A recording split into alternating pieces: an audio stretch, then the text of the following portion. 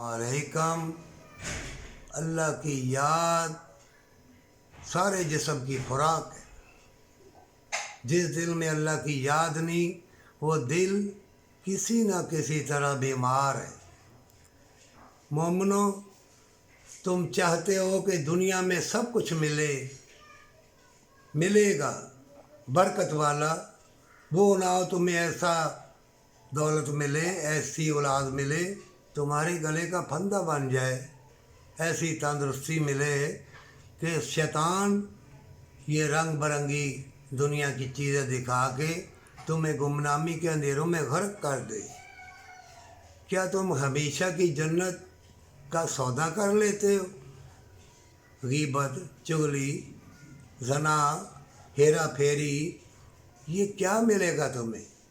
کیا تم دیکھتے نہیں ہو کہ موت تو آنی ہے؟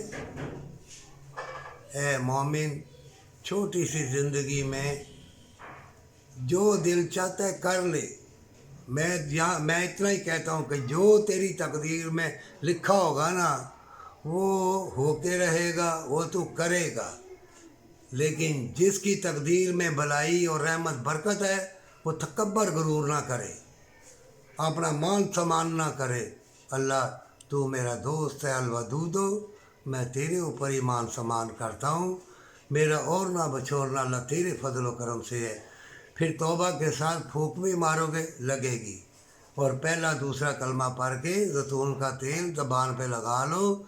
دنیا کا کوئی جادو تم پر اثر انداز نہیں ہوگا۔ جادو جنگلوں میں ہوتا ہے، شہروں میں نہیں ہوتا۔ یہ شیطان ہے جنوں میں سے، یہ وسوسہ ڈالتا ہے۔ قرآن میں اللہ نے فرمایا ہے، وہ جو تمہارے دل میں وسوسہ ڈالے اور تم کو نظر نہ آئے اور اللہ کا نام سن کے پیچھے ہٹ جائے۔ یہ آج کا میں اتنا ہی ہے کہ تم نے توبہ کرنی ہے، سجدہ ریز ہو کے کوئی بھی کلمہ کلام پڑھو گے، جو تیری تقدیر میں تھوڑا یا زیادہ، اس میں قناعت کر، اسی میں شکریہ اللہ کا ادا کر۔